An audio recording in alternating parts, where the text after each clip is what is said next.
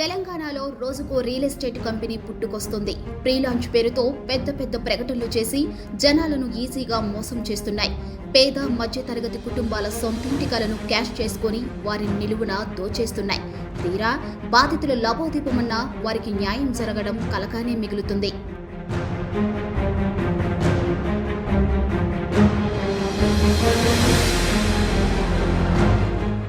ప్రతి వ్యక్తికి తనకంటూ ఓ సొంతిల్లు ఉండాలని కలలు కంటాడు. అందుకోసం పస్తులు ఉండి మరీ రూపాయి కూడబెడతాడు. అలా కాస్త డబ్బు చముకాగానే స్థలాలు, ఇండ్ల వేట మొదలు పెడతాడు.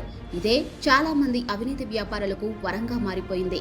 జనాల కలలకు కాస్త మెరుగు పెట్టి ప్రకటనలతో మభ్యపెడుతున్నారు. ఆ తరువాత అందినంత దోచుకొని పారిపోతున్నారు. ఇప్పుడు ఇదే ట్రెండ్ బాస్ అన్నట్లుగా ఉన్నాయి రియల్ ఎస్టేట్ మోసాలు. సిటీలో ఇటీవల ఫ్రీ లాంచ్ పేరుతో జిఎస్ఆర్ ఇన్ఫా గ్రూప్ హయత్ నగర్, కోంపల్లి, యాదాద్రి, షాద్ నగర్ లో రియల్ ఎస్టేట్ వ్యాపారం మొదలుపెట్టింది. ఆకర్షణీయమైన క్యాట్లాగ్ తయారు చేసి ప్రీ లాంచ్ అంటూ తక్కువ పెట్టుబడితో లగ్జరీ హౌస్ అంటూ ప్రకటనలు చేసింది. దీనికి ఆకర్షితులైన చాలా మంది మధ్యతరగతి వారు తమ కల నెరవేరుతుందనుకొని జిఎస్ఆర్ రియల్ ఎస్టేట్ ఎండి శ్రీనివాసును కలిశారు. నెలలు, సంవత్సరాలు కష్టపడి దాచుకున్న లక్షల రూపాయలు అతనికి ముట్టజెప్పారు. అంతా అనుకున్నట్లే జరిగింది. కోట్ల రూపాయల డబ్బు చేతికి చిక్కేసింది. ఇంకేముంది, ఆ సంస్థ బిచానా ఎత్తేసింది. ఆ తరువాత శ్రీనివాస్ కోర్టు నుండి ముందస్తు బయలు తీసుకొని కనిపించకుండా పోయాడు. బాధితులు హైదరాబాద్ సెంట్రల్ క్రైమ్ స్టేషన్లో ఫిర్యాదు చేశారు. అయితే బాధితుల ఫిర్యాదు మేరకు పోలీసులు కేసు నమోదు చేశారు. కేవలం ఒక్క జిఎస్ఆర్ రియల్ ఎస్టేట్ కంపెనీనే కాదు, నగరంలో అనేక రియల్ మాఫియాలు ఇదే తరహాలో జనాలను దోచుకుంటున్నాయి.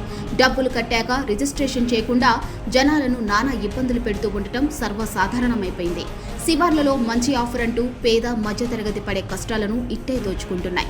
అయితే జనాలు ఇలాంటి మోసాలను ముందే గుర్తించాలని అంటున్నారు పోలీసులు. ఏదైనా ల్యాండ్ కొనుగోలు కోసం వెళితే దాని పుట్టు పూర్వోత్తరాలు తెలుసుకొని ఆ తరువాతే డబ్బు అప్పగించాలంటున్నారు. ఏది ఏమైనా ముందు చూపు లేకుండా పరుగులు తీస్తే ఇదిగో ఈ జిఎస్ఆర్ తరహాలో జనాలను మోసం చేయడానికి అనేక రియల్ ఎస్టేట్ కంపెనీలు ఉన్నాయి. ఆచితూచి అడుగు పెట్టకపోతే సర్వం మాయమైపోవటం ఖాయం. అందుకే ఫ్లాట్ కొనే ముందు 1కి 2 సార్లు ఆలోచించి ముందడుగు వేయాలంటున్నారు నిపుణులు.